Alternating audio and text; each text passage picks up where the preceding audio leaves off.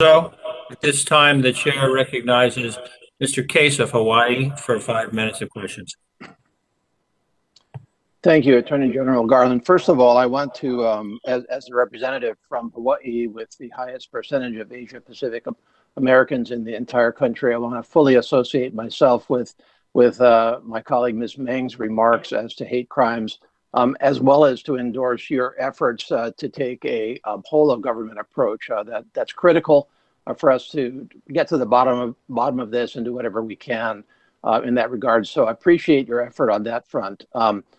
Second, as to Mr. Palazzo's comments about China, the Department of Justice does have the China initiative underway, which I believe is appropriate under the circumstances. I don't think any of us should be under any illusions as to what China is up to here. However, there have been many concerns across our country, especially in our Chinese American community, as to really profiling of Chinese Americans in connection with reviews of China's interference and theft of our intellectual property, et cetera, particularly in our institutions of higher learning. So I would simply relay a caution to you that please be very attentive to those concerns and take them seriously. The intelligence community has done that, and within your own organization, I hope you will as well. Let me cover an issue which is not specific to Hawaii, but impacts us in particular, and that is that in our federal district court system, our District of Hawaii has been without a residential reentry center for almost 2 years now.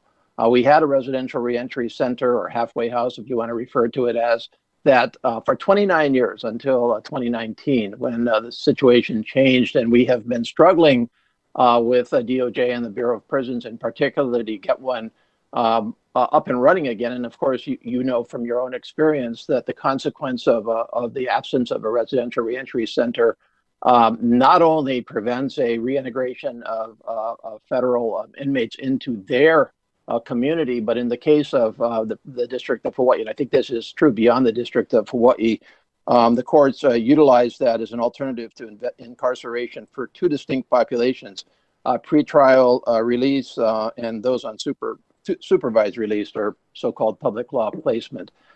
When you dig down to the bottom of this issue, it seems to be a question of unrealistic expectations being placed on the solicitation process and the bid process. We are in a unique situation here in Hawaii, and essentially the solicitations are ruling out any effective bids on this, and that's just not acceptable. We cannot send our prisoners and former inmates, to the continental United States for these purposes. We shouldn't have to do that.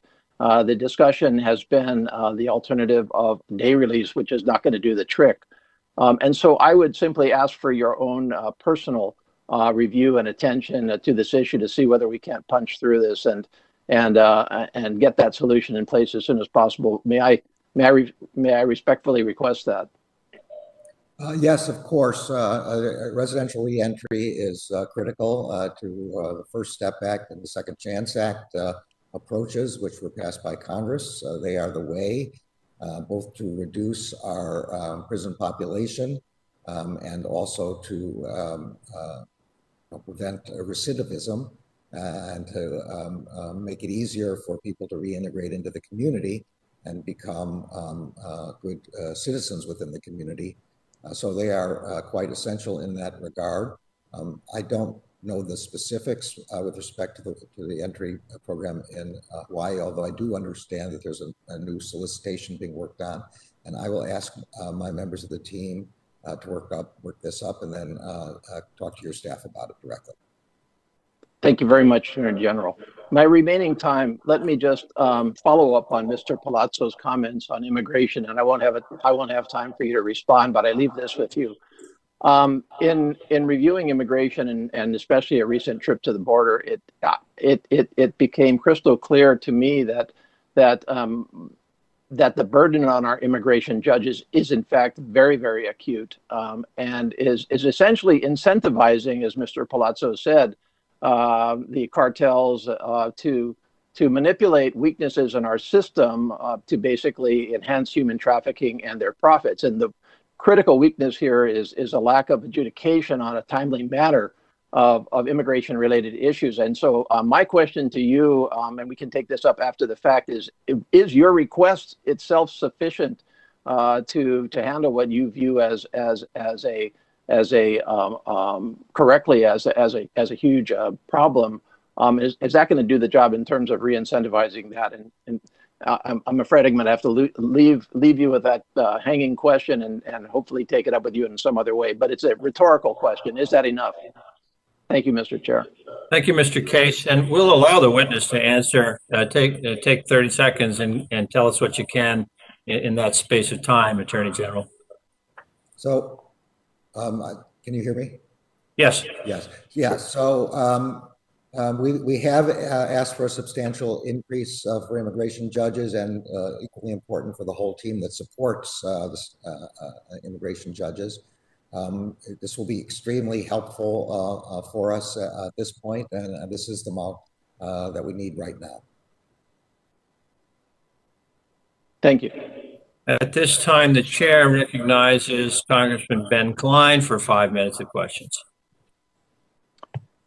Thank you, Attorney General. First of all, I do want to express support for some of the specific programs that are reflected in the president's budget from a policy perspective, and the ones that I would note from your testimony are support for the Office of Violence Against Women, especially to reduce the rape kit backlogs, community-oriented policing, enforcing our environmental laws and environmental justice, and finally enforcing our antitrust laws where we see too much centralization of power going on out there, market power.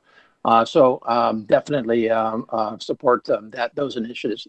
Can I please return with you to the subject of immigration? Because in my prior questioning, I asked you whether your request for an increase in the immigration judges was enough, given the backlog of 1.3 million, I think it is, cases. And you said, yes, it is enough for the time.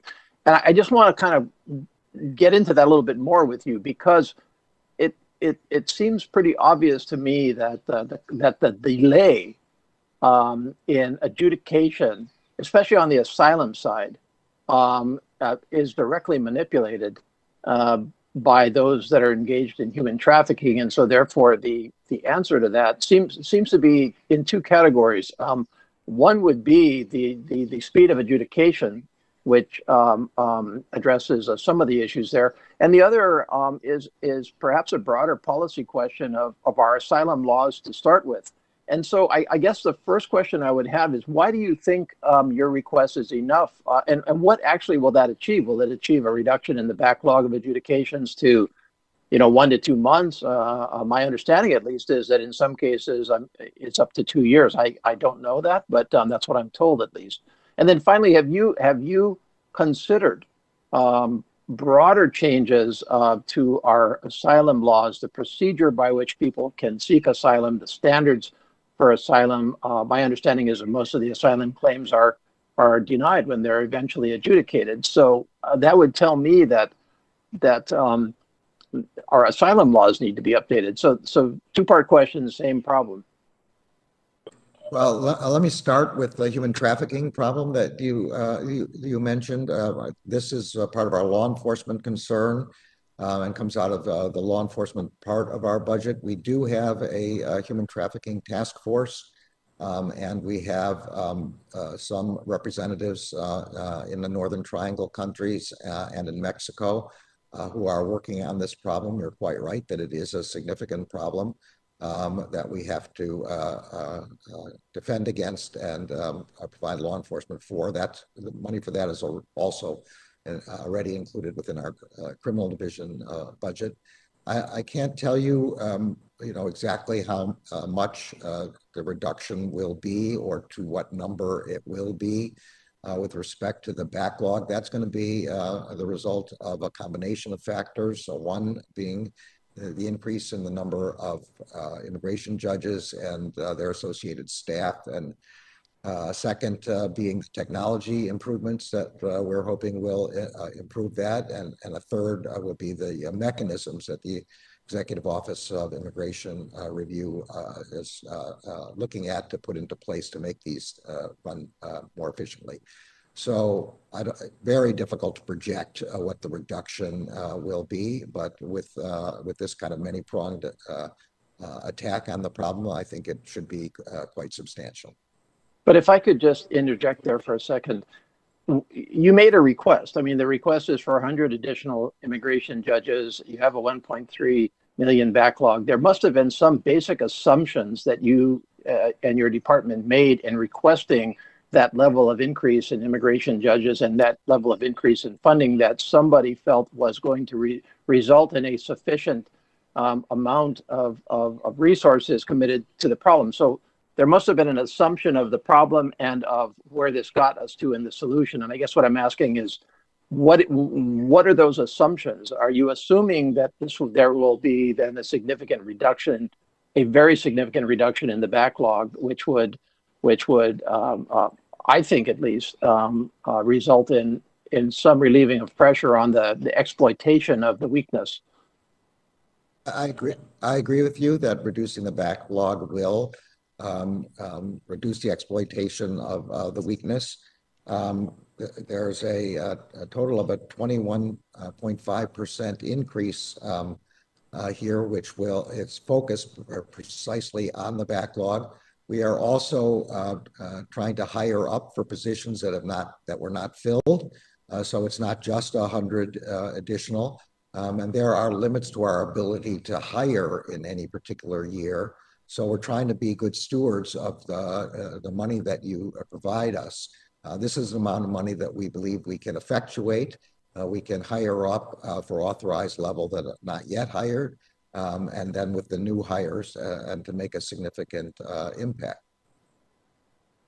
Okay, well, we'll leave it there, and I appreciate the response. Thank you, Mr. Case. And Mr. Klein, you're recognized for 5 minutes. Thank you, Mr.